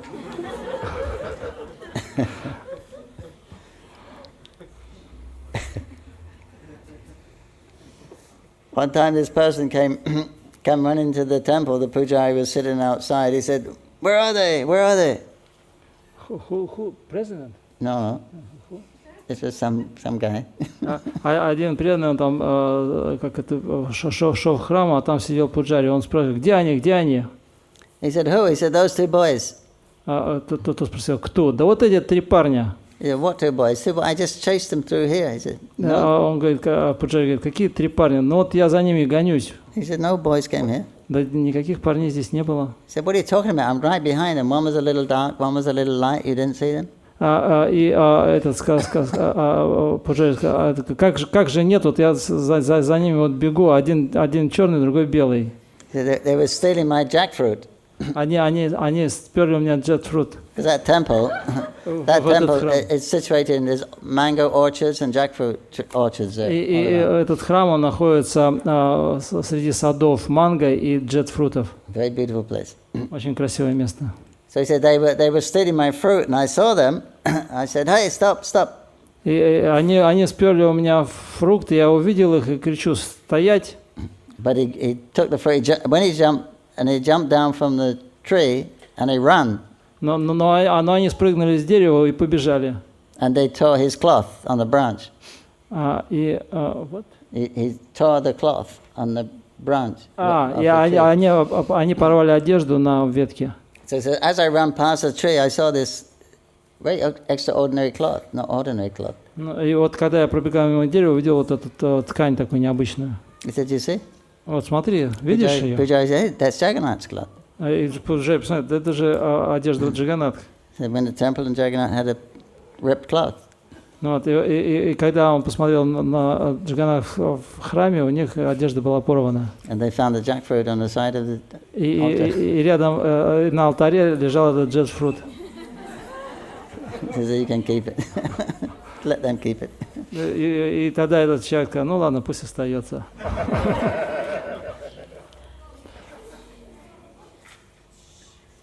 Да, необычный товарищ. And there's like lots of someone. It's a famous story from, I think it was before we had the temple, but on the Snan Yatra, then it's a big festival. Anyone can bathe Lord Jagannath. Thousands of people come. И вот Снана Ятра, это такой большой фестиваль, 1000 людей приходят, чтобы омыть Джаганнатху. And then they have a feast, usually khichdi and sweet rice. И там им готовят китри, сладкий рис. So one person came, he took some khichdi, then he took one cup of khichdi for his friend. И один человек пришел, взял себе китри и взял еще одну тарелочку для своего друга китри. They were rickshaw drivers. He was a rickshaw driver. Он был рикшей. So his friend, he gave it to his friend. His friend was a Muslim. И он дал вторую тарелочку своему другу, а тот был мусульманином. So he said, we don't eat food offered to idols. He threw it. И этот друг сказал, что мы не едим пищу, предложенную идолам, и выбросил. Next morning he came back to the temple and offered some incense flowers and said, "You please give to your God." И на следующий день он пришел в храм и дал кому там служителю благовония и цветок, говорит, предложите там вот вашему. And can I have some khichdi that you were giving yesterday? He wanted some khichdi from the day before. И он спросил, нет ли у вас китри, вот то, которое вчера раздавали? Because they cook a lot.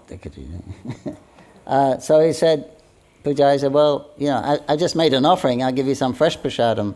И он сказал, ну, я вот сейчас сделаю подношение, я только что сделал подношение, я дам вам свежий просад. He said, no, I want that khichdi from yesterday. Он говорит, не, вот мне нужен вчерашний китри. He said, why you want yesterday's prasad? And you're a Muslim, you're offering this. What's going on? И он говорит, зачем вам вчерашний просад? Вот уже есть свежий, что происходит? He said, well, yesterday I had some of that food. На самом деле, вот вчера мне дали вот эту пищу. He said, but I made a great offense. Но я сделал большое оскорбление. Almost cost me my life. которая почти стоила мне жизни. Last night in my dream, Прошлой ночью во сне this white one, he came out and threw me on the floor and he sat on me and was beating me. вот этот белый, он пришел, бросил меня на пол, сел на меня и стал меня избивать. He was very angry. Он был такой злой. He was beating me and beating me. Он бил меня и бил меня. And I was saying, stop, stop, stop. А я кричал: остановись, прекрати, прекрати. He said, no, no. He said, please, please, forgive me. What have I done?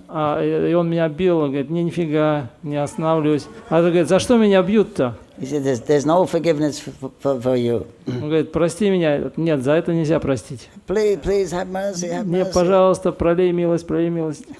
Mercy, mercy. You're asking me for mercy? Он говорит: милость, ты просишь меня о милости? I'll show you mercy. I'll give you a new body. Я сейчас тебе покажу милость, получишь новое тело.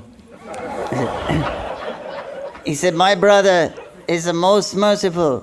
Это мой брат, он самый милостивый. Because rascals like you can't see him. He's appeared in a lowly piece of wood, form of wood.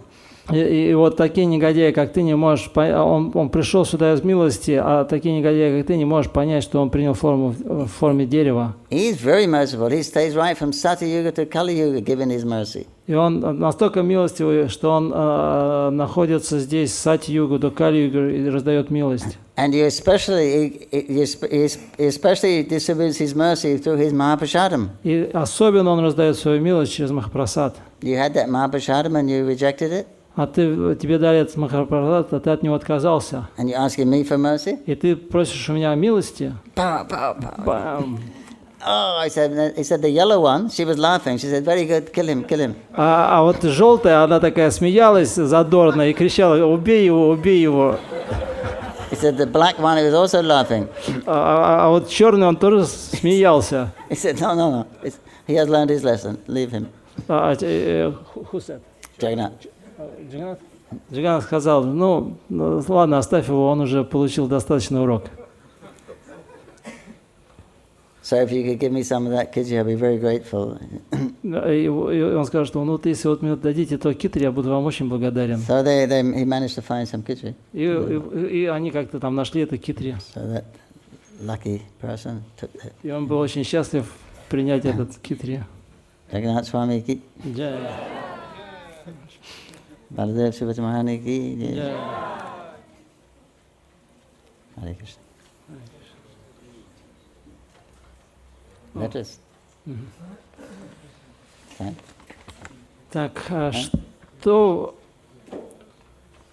что вас вдохновляет служить божествам, и какой бы вы дали совет пуджаре, чтобы энтузиазм служения увеличился, служение божествам, и чтобы это служение можно было выполнять на протяжении многих лет и качественно? Спасибо. What inspires you in your service to the deities, and what can you advise to the pujari so that his enthusiasm in service increases, and so that this service can be done throughout whole life and in high quality. Thank you. If you go in the deity room, it's like going into another world. Когда вы входите в комнату божеств, это как будто вы входите в другой мир. So you always get enlivened when you're really on your best behavior. И вы так очень вдохновлены, и вы ведете себя наилучшим образом. This is God's room. Вы чувствуете, вот это комната Бога. And he's standing there watching. И он вот тут стоит и наблюдает. For the enthusiasm for the younger devotees, because there's no result in deity worship, there's no goal to achieve. И вот если молодой преданный, то результата особо не видно, и у него нет цели, которую бы он мог достигать, которая стояла перед ним, которую он должен был достичь. You're doing the same thing at the same time every day. Каждый день одно и то же, в одно и то же время. So if you have a little rajagun, then it's, you want some result, right? Когда человек находится в раджагуне, то он хочет какой-то результат. So for them devotees, then you have to you have to enthuse them about the next festival which is coming. Таких преданных можно вдохновлять грядущими праздниками. Get them involved in that festival, and then there's some result. Then they can. Then the next festival. Then like that you keep them, because the long-term thing they may not be able to handle so much. Ну вот, и их нужно занимать, и это может вдохновлять, что они занимаются тем, другим, пятым, десятым. И вот так вот от фестиваля к фестивалю, потому что долгосрочные какие-то цели их не особо вдохновляют. So they always have a goal, something to achieve. Да, но нужно перед человеком ставить какую-то цель, которую он может достичь ощутимо.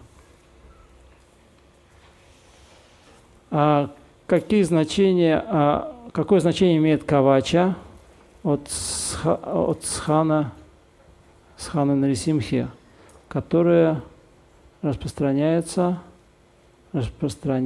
в Майпуре?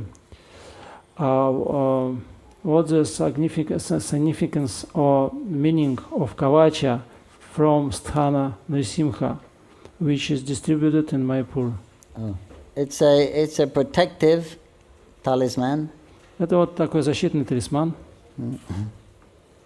It's recommended that in the there's two. One coming from Narada Muni, one set of kavacha mantras, and one coming from Prahlad. Similar. Вот две есть кавача мантры, одна от Нарада Муни, а другая от Прахлада Махараджа. So all the mantras are to protect you from different things, different parts of the body, enemies, subtle living entities. И вот эти кавачи, они защищают человека от разные части тела, могут защищать от врагов, от духов. All material. От всяких материальных элементов. We actually install the deity. We ask him to come in by Muja mantra. Когда мы устанавливаем божества, мы читаем мантры. We worship the deity, invite him in, then we worship the kavach. Мы приглашаем их и поклоняемся им кавачей. When I install the deity, когда я устанавливаю божество, that mantra goes inside the capsule. Эта мантра помещается внутрь капсулы. Not all of the mantras, because there's like 26 or something. Не все мантры, там их, наверное, 26. But it says the essence of those mantras is the Ugram Viram Mahavishnu. Но суть всех мантр, она заключается в этой Уграм Вирам Махавишну. So that we write on botch. It's like bark from a tree. И вот мы напишем эту мантру на коре дерева. You know all the trees, silver trees you have here, silver birch? Вы видели вот эти деревья, они такие, как серебристые. All over Russia, I see. Березы, на бересте они все это записывают. That bark is something like that. It's like paper, isn't it? It peels off. You can make it very. И она похожа на бумагу. Она очень легко стирается. In India, it's called botch. It's a different tree. В Индии она называется бадж, но это другое дерево, но похоже. Anyway, you write that mantra on that and put it in the capsule. И вот мы на этом коре дерева записываем мантру и помещаем ее в капсулу. So when we actually install the deity, we're also asking to protect the Bhakti Lata Bija, our devotional creeper. И когда мы пишем эту мантру, мы также молимся, чтобы Господь защищал растения преданности. That's just an additional thing we add, because otherwise it's just for material things, just for material protection. То есть мы добавляем дополнительную вещь, и в противном случае это чисто материальная вещь. So that's it, protective. Ну, такая защитная мантра. Хари Кришна, скажите, пожалуйста, должны ли отличаться настроения в поклонении храмовым божествам и домашним, если преданный пуджари в храме и поклоняется домашним божествам дома? Хари Кришна, could you please tell us, should we differentiate mood in worshipping temple deities and home deities? If a devotee is pujari in the temple, he is worshipping in the temple and he is worshipping his home deities. Should the mood be different? No, it's same person. Нет, что дома, что в храме, божество – это одна и та же личность.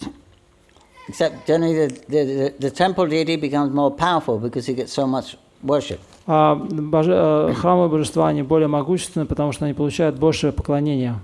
And demands a high standard. И также там в храме более высокий стандарт. So everything in the temple revolves around the deity. He has his own specific servants with specific duties. И в храме там происходит много служений, там есть разные люди, которые отвечают за разные служения, за определенные служения. And it's required that you install the deity in the proper way. И также храмовые божества требуют, чтобы их установили должным образом. If you install the deity according to the scripture, then the Lord is obliged to come. И если божества устанавливают в соответствии со священными писаниями, то он должен в них проявиться. Because if he doesn't come, then the scripture has no meaning. Поскольку если он не придет, это значит, что Писания, они бессмысленны. But there is here, but then you have to worship him according to the scripture also. Then you'll accept the worship. Но если божества пришли, тогда вы им должны поклоняться в соответствии со священными писаниями. So that's but when he comes in the house, generally there's no installation, there's no pratishta. Ну вот, обычно, когда домашним божествам не проводят пран-пратиштху, то есть не устанавливают их таким образом. It doesn't demand such a standard. И, соответственно, там они не требуют такого высокого стандарта. In the house, when you get up, you wake him up. Whatever you cook, he eats that. Ну вот, и вы дома просыпаетесь, когда просыпаетесь, и будете божества, и кормите их, когда приготовите. So he's very merciful in the house. He's more or less facilitating your capabilities. He's facilitating your, obviously you can't worship the deity in the house like you do in the temple. He's got dedicated servants in the temple. You're only one or two in the house. Вот, и, естественно, и дома они более милостивы, потому что они понимают, что вот у вас нет таких условий для поклонения им, как в храме. You may have a few minutes in the morning before you go out, and then sometime in the evening. Ну, у вас есть пару минут до работы и, может, несколько минут после работы вечером. You may be able to only bathe him once a week. И вы их, может быть, моете раз в неделю. So the deity he in the house, he's very merciful. So he moves around your schedule. И поэтому божества дома, они более милостивые, они как бы они учитывают ваш образ жизни, ваш распорядок, они подстраиваются под вас. But in the temple, you work around his schedule. А в храме все подстраивается под расписание божеств. You have to wake him up at this time. You offer the arti at this time. This kind of arti. You offer food at this time. This kind of food. Ну вот, и вот вы должны будить их в определенное время, в определенное время предлагать определенную пищу, в другое время предлагать другую пищу. So if the deity is not installed, of course the Lord is everywhere, but if he's not installed, then he's not obliged to accept the worship. Вот, и если божество не установлено в соответствии с предписаниями шастр, то оно не обязано принимать все, что угодно. If you have bhakti, naturally he's going to reciprocate. Если у вас есть бхакти, то оно будет, чистое бхакти, то оно будет вам отвечать. But anyway, it's very difficult to make an offense in the house because his understanding is very merciful in the house. И как я говорил, что домашние божества не принимают оскорбления, потому что они понимают вашу ситуацию, они очень милостивы. But more or less the reciprocation depends on your bhakti. Но в какой степени они будут вам отвечать, это зависит от вашего бхакти. That's the basic difference. Вот это основная разница. Хари Кришна. Вчера на лекции вы говорили, что люди изо всех сил хотят быть особенными и заметными. И что делать преданному, который хочет быть особенным в ИСККОН и страдает, что не хватает квалификации и качеств, что не быть ему заметным?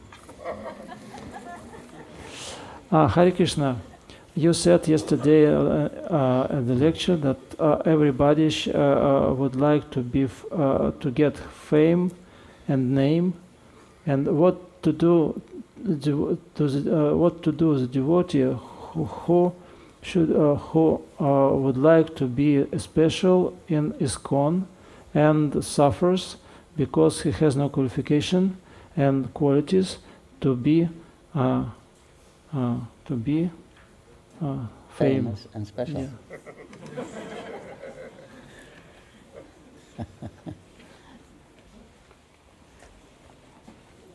Well, that's part of the program to reduce the false ego. Но это часть программы уменьшать ложное эго. So if we're realizing that, that's good in one sense. И если вы это понимаете, поймете, то это в каком-то смысле хорошо. He's realizing he's not what he dreams he could be. He's realizing he's not what he dreams he should be or could be. Он понимает, что это не так, что жизнь не такова, как ему казалось во сне или в мечтах. Then you got to pray harder to Krishna. И тогда он будет молиться Кришне более интенсивно. Please give me the ability that I can become famous. Пожалуйста, дай мне возможность дай мне способность стать знаменитым. Please give me the ability to become rich and handsome. Пожалуйста, дай мне способность, чтобы я мог стать богатым и красивым. So at least he's going to Krishna. По крайней мере, он обращается к Кришне. That's great. Это великолепно. Then he gets purified by going to Krishna. И когда человек обращается к Кришне, он очищается. So akama, savakama, mokshakama, udarati, whatever you want material benefit, you want liberation, you want whatever you want, you go to Krishna.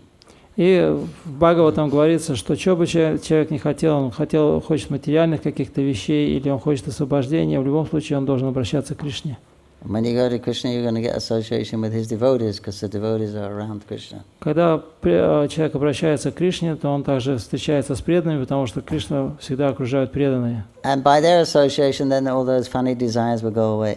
И благодаря общению с ними все эти странные желания, забавные, они будут уходить.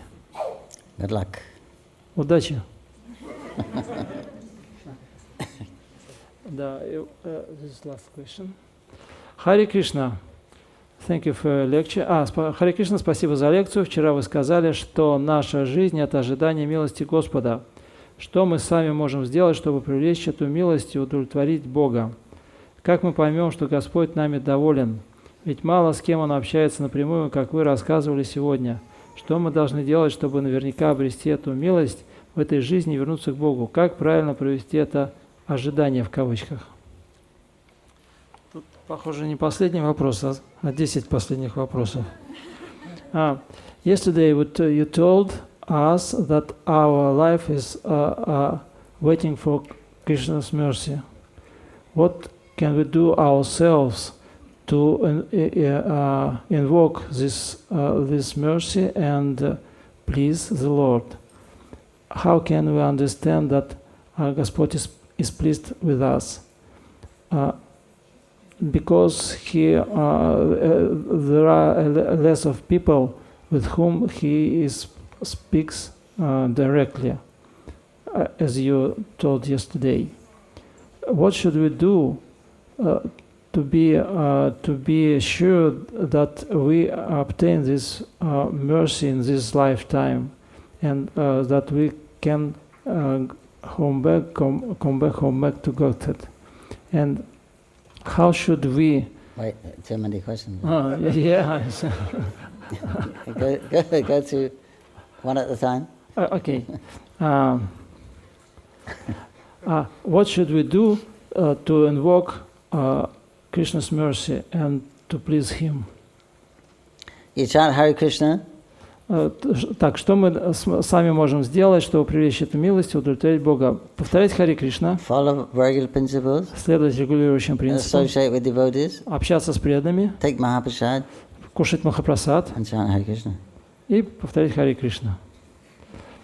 How can we understand that Lord is pleased with us? When you're doing that, Если мы это все делаем, He's pleased. Он доволен. When you're following the order of the spiritual master, He's pleased. When you're following the orders of the spiritual master, then Krishna is pleased. Если когда мы следуем наставлениям духовного учителя, он доволен. Krishna doesn't take charge of us directly in the beginning stage. He sends his devotee to take care of us. На начальных стадиях Кришна не заботится о нас лично, он посылает преданных, которые будут заботиться о нас. So it's the devotees that tell us how to behave, what to do and what not to do. И поэтому преданные, они нам говорят, что делать, чего не делать. So our business is to follow. А наша задача следовать. So it's a question of sincerely following. Поэтому весь вопрос заключается в том, насколько искренне мы следуем. Srila Prabhupada said, if you don't follow, this was in a temple which was quite loose, Hawaii. It's quite loose. Шрила Прабхупада, он сказал, что если вы не следуете, он это говорил в храме в Гавайях, который был такой слегка разболтанный. He said, if you don't follow, I cannot help you. И он говорит, что если вы не следуете, то я не могу вам помочь. So he's given a minimum standard. Он дал минимальный стандарт. 4 regular principles, 16 rounds. 4 регулирующих принципа и 16 кругов. So that's minimum, and then they'll do their part. We play our part, they play their part. Таким образом, духовный учитель выполняет свои обязанности, а мы выполняем свои обязанности. That is mercy. И это и есть милость. That is mercy. They've given the mercy in the form of something we can do. Он дает нам милость в той форме, которую мы можем выполнить. So you just have to do it sincerely. Единственное, мы должны делать это искренне. So it's a question of the sincerity of purpose in why you're doing those things. Поэтому вопрос в искренности наших намерений и понимания, для чего мы это делаем. What should we do to be sure that we obtain this mercy and in this lifetime can go back to Godhead? No, that again is sincerity. И тут снова искренность. They've given you it's one process for everyone. У нас для всех один и тот же метод. Right? We all have the same process. 4 principles and chant Hare Krishna 16 rounds. Мы все следуем одному и тому же методу, следуем 4 регулирующим принципам и повторяем 16 кругов. There's not something different for men, women, those who advanced sannyasis. Нет разницы мужчина, женщина, саньяси. So if someone becomes a pure devotee, you can understand the process works. И когда вы станете чистым преданным, вы поймете, что процесс работает. If it's not working with me, I must be doing something wrong. Namaparad, or I'm not very sincere. Если что-то у меня не получается, значит, я делаю что-то неправильно. So sincerity. Поэтому искренность важна. That's it. Yeah. Thank you very much. Спасибо большое. Харе Кришна, дорогие преданные, давайте поблагодарим Его Святейшество Панкаджангхри Прабху за лекцию, за общение. И завтра в Ашраме будет последняя лекция, вот будет Бхагаватам, если вы сможете, приходите в Ашрам. И вот Панкаджангхри Прабху, он путешествует сейчас, и скоро в другую страну поедет, дальше потом он вернется в Майяпур, и если вы хотите, вы можете что-то ему пожертвовать. Спасибо вам большое. Харе Кришна.